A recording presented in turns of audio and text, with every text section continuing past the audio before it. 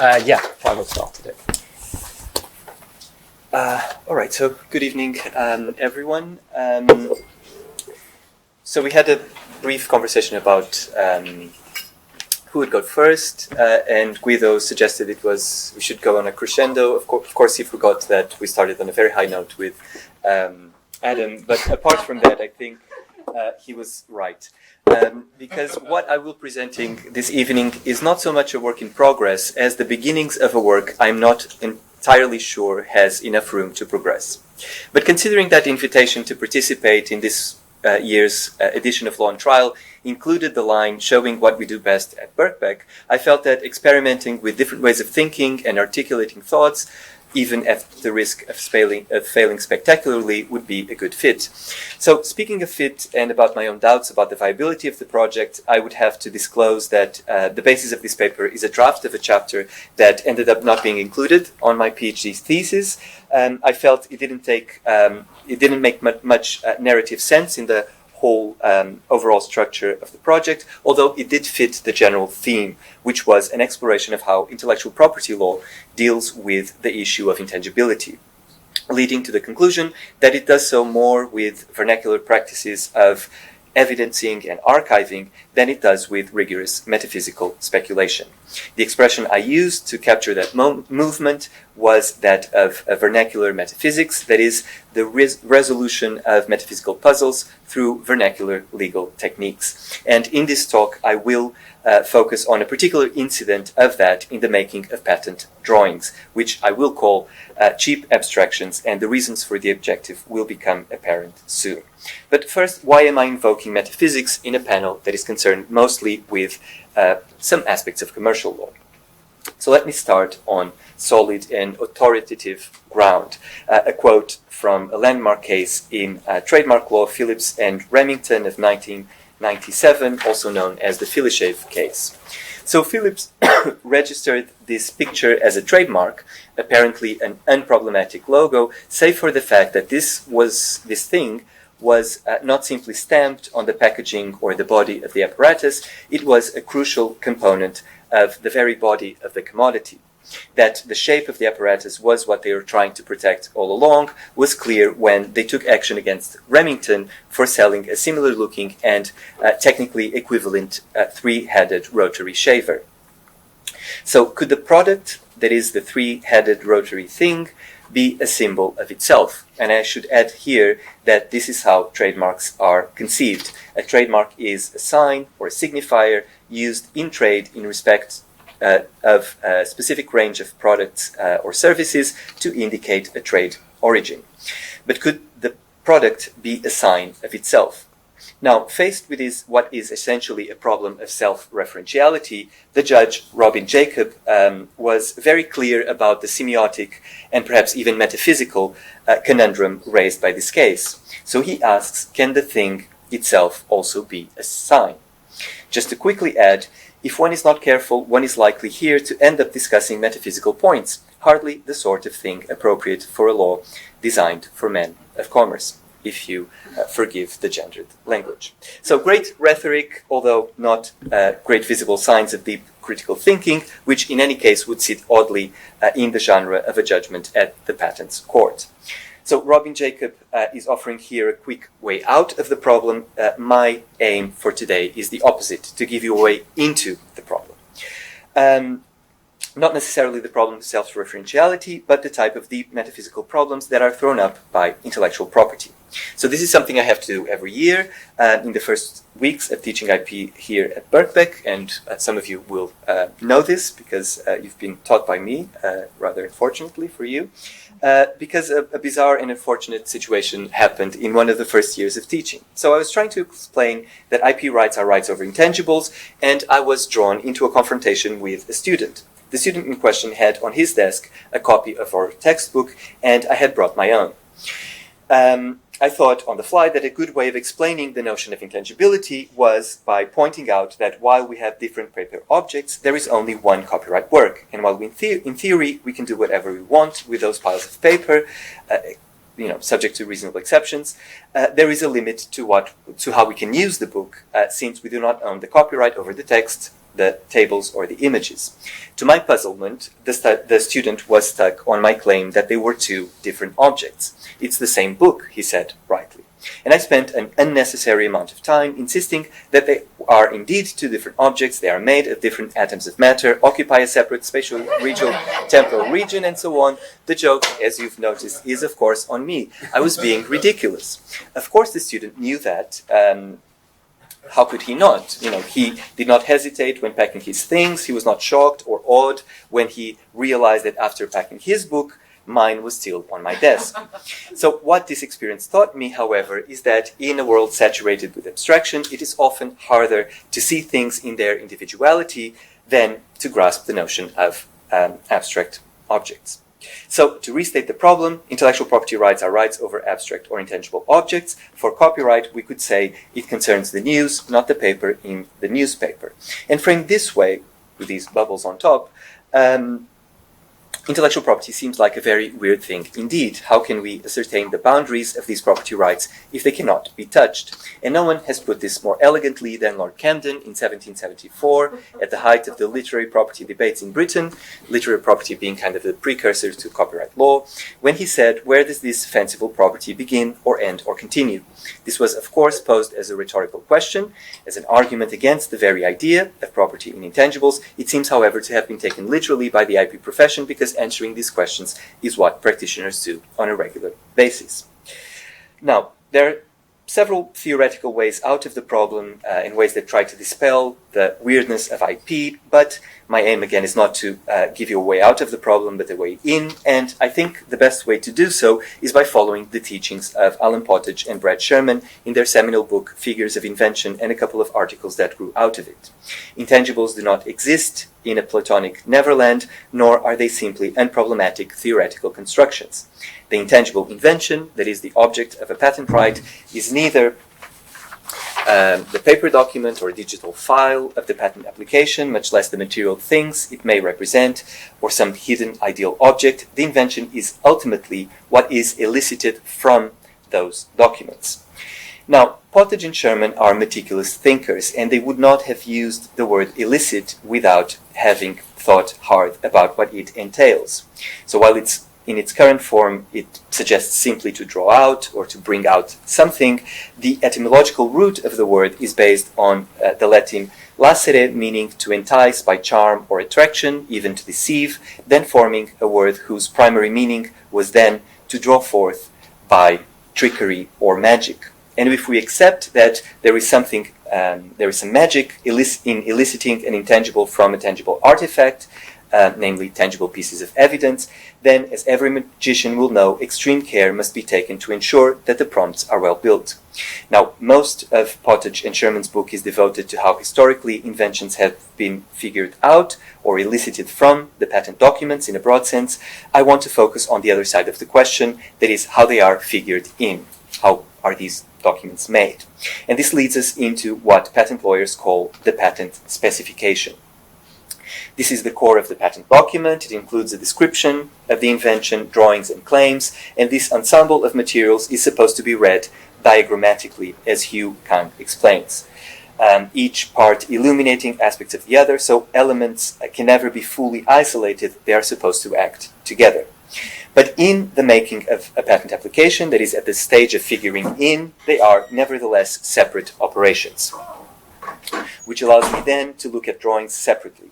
And two features of patent drawings make them particularly interesting for my purpose. First, they are non-textual, and second, they are intended to be read at a glance.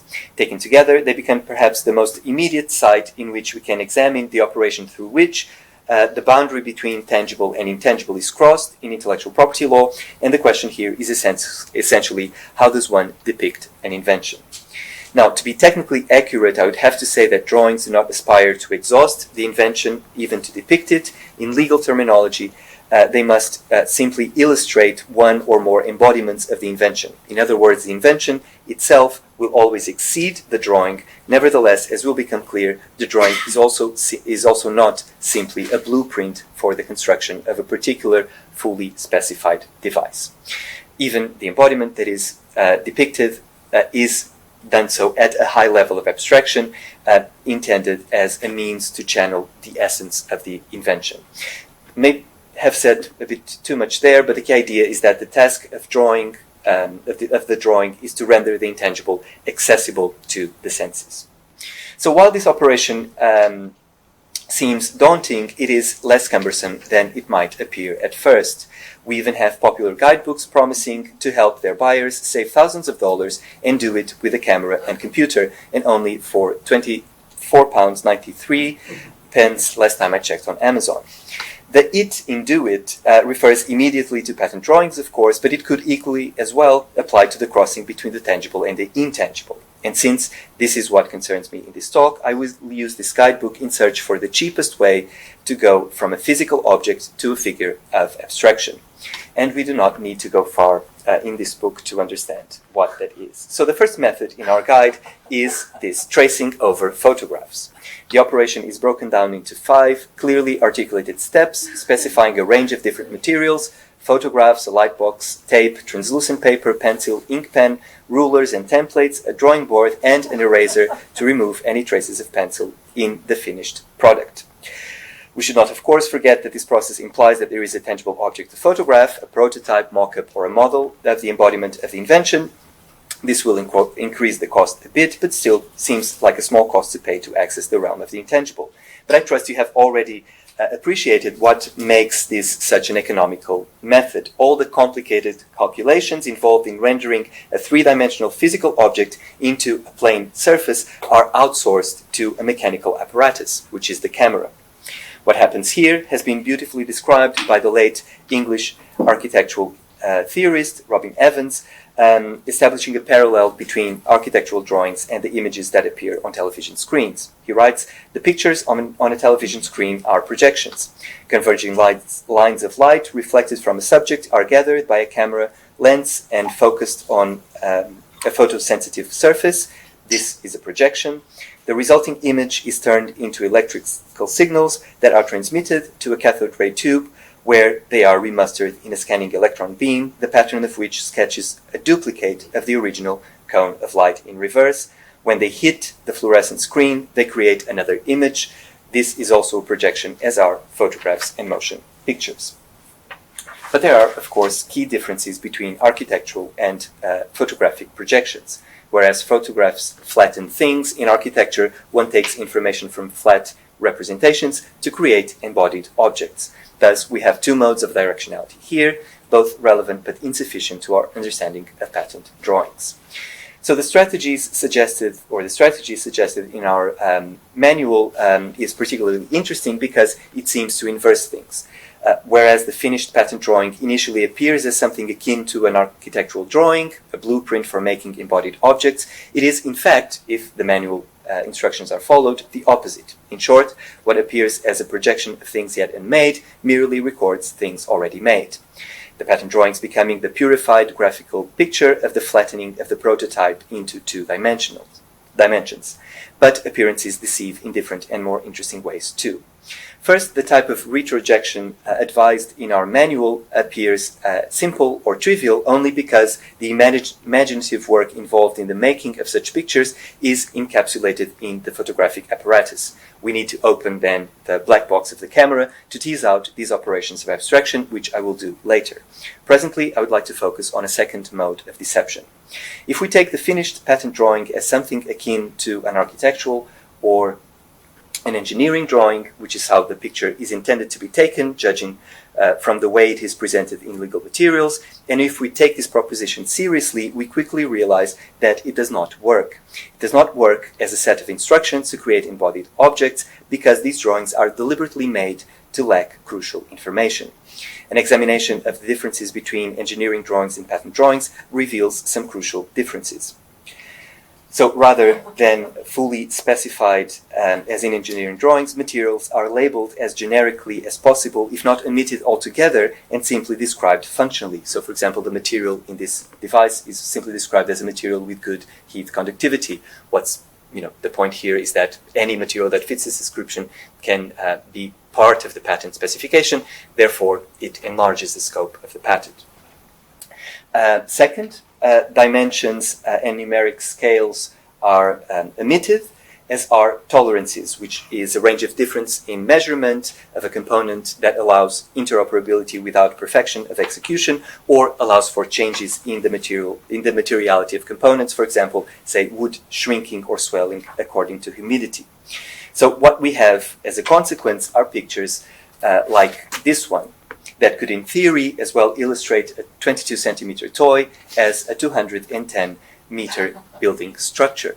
And of course, things get much more complicated than this in patent law, but I'm trying to focus at the cheapest level at which we get to something abstract. This, of course, makes sense for the patent applicant because they want to have, as great a scope as they can with as little information as they can get away with. From the perspective of a patent office, it seems a clear acknowledgement that the point is never to produce a thick representation of a particular embodiment, but rather to give an impression of how the technical principle would materialize. And two questions emerge from this. First, if patent drawings do not work as blueprints, how are we to understand the work they do? Second, is there a third form of projection alongside depicting and instructing that operates through patent drawings? So these two questions can be tackled together before we attempt to unbox the projective apparatus operations that take place inside the body of the camera. Here, Evans is of assistance too. In his discussion of presentation drawings, representing a scheme which is ready for production in a realistic light, for example, this beautiful watercolor by Frank Lloyd Wright, or just a brochure, an image in a brochure for a new real estate development, he introduces a third and qualitatively different sense of projection, what he calls presentation drawings. And he says they are projections because they project the plausible outcome for a set of instructions and proposals already defined elsewhere but not yet accomplished. So an object, we could say, that already exists but only potentially or virtually. And by doing so, Evans introduces the interaction between projection and imagination. So at this point, we are able to begin articulating why the advice of building a prototype to then reduce it to paper strikes us not only as disingenuous, but also beside the point. It is precisely because Evans helps us complicate the simple two-way traffic between things and their pictures by alerting us to diversions and reroutings that may occur, that we start to consider how projection and imagination interact with one another.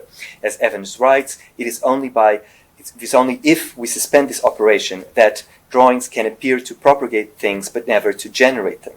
So returning to patent drawings, we can better understand the work they are expected to do. A patent drawing is neither to be reduced to a two-dimensional depiction of an actual reduction to practice, although that was what we were advised to do, not to be reduced as a set of instructions directed to a person skilled in the art in order to repeat the invention. Patent drawings are hooks or triggers to activate the imagination of legal actors at key moments in the life of a patent, namely examination, negotiation, and litigation. They entice rather than disclose, they generate rather than propagate the invention, to use Evans's words liberally. So they are an art of speculation, of anticipating the claims and arguments that can be made in a legal situation and opening the artifact for future possibilities. Now, if we take the operation of patent drawings to bear on the question of intangibility, we can clearly see that the metaphysical operations of patent law are executed not by drawing on metaphysics as a philosophical discipline, but by drawing things incompletely. A sort of vernacular metaphysics that allows the apparently inscrutable passage from tangible to intangible to occur. What this suggests is first that, far from being a pure ideological fiction, intangibility in patent law is resolved through vernacular protocols for navigating the zone between tangible and intangible, and second, that intangibility in patent law is not a simple product of the legal imagination. The grounds to operate the passage have to be already prepared.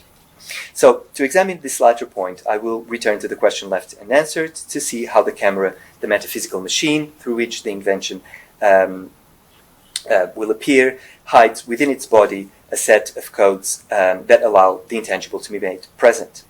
We can begin this investigation by seeing in the photographic apparatus what Evans saw in drawing techniques, like orthographic projection, which he discusses at length.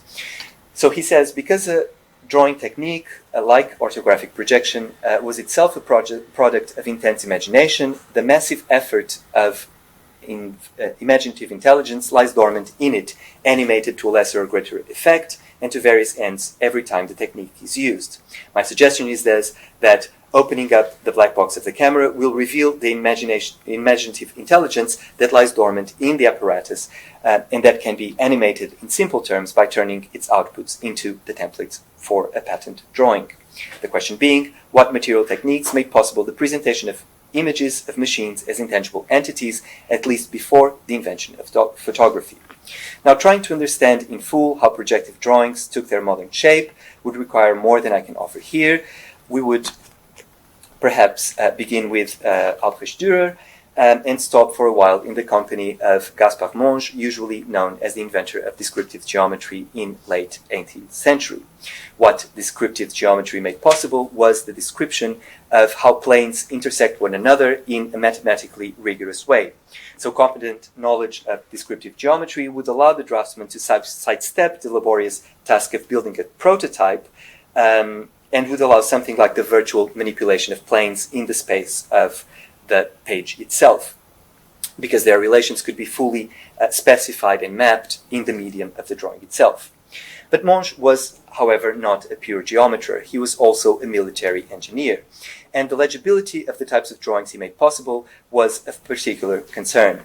And this explains why in his exercises on geometry, he paid particular attention to the use of shadows. Of course, abstract planes intersecting in pure intangible space would not cast shadows on one another, but in their practical application, the materiality of the planes would have to be rendered in some way, especially if they were to be understood by artisans who would take those drawings as the basis for producing things.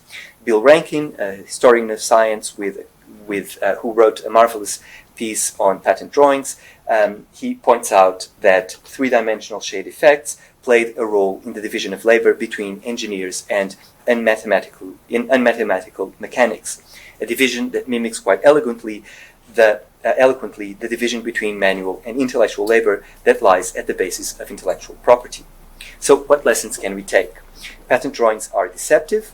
They strike us initially as technical drawings, and in a way they follow their grammar and retain some vestiges of the division of labor that separates engineers from mechanics, or more generally, what counts as intellectual and non-intellectual labor, although without a clear correspondence, but they are not directed to the worker, who would reduce them to practice. By expertly concealing information, and I gave you examples before, they project something open to multiple configuration, which is one way of expanding the scope of a patent, of making the invention more abstract, if you want. So in doing so, the suppression increases the abstractness of the drawing. The patent drafter is not instructing the worker to conduct a mechanical operation. She is producing an image that is built to be open to interpretation. It is a speculative artifact. Second, intangibility is both more trivial and less pure than one would expect. We saw this by historically tracing the resources with which intangible objects could be presented in law. Property over intangibles might be a difficult idea in the 18th century, but the means to articulate it had already been staged and rehearsed. Also, when you look at geometric planes casting shadows on each other, we begin to see that the intangible can still retain or mimic traces of the tangible. Some pictures to conclude. So in this sweeping commentary over descriptive geometry, technical drawing, and patent drawings, I may have inadvertently led you to conclude that by the early years of the 19th century, it was obvious to patent applicants how they might depict their inventions. This is far from the case. The standardization of patent drawings took a long time and was subject to a wide array of forces. A quick glance at some of these experiments will, I hope, refine the argument. So watercolors were some of the first techniques used to produce patent images or patent drawings. Since they were not published at the time, this was a suitable medium. And what we see in this example and this example are very naturalistic pictures of what a machine would look like, although with some schematic simplification. So colors, color washes, shadings all give a sense of materiality, although it's clear that what would be patented would be the technical operation, not the way things looked. In the next example, we see much less detailed, but still pretty much a picture of a built invention. But the interesting thing about this is the detail that it has a human figure to give a sense of scale, and this is now extremely rare in patent drawings. In this example, the drawing, in this next example, the drawing is much more technical. It seems to reduce the object to essentially functional parts, but if you pay attention, even despite the poor quality of the digitization, this wheel at the center has some cracks on it. This was supposed to be made by wood, so there is also here a hint at naturalism.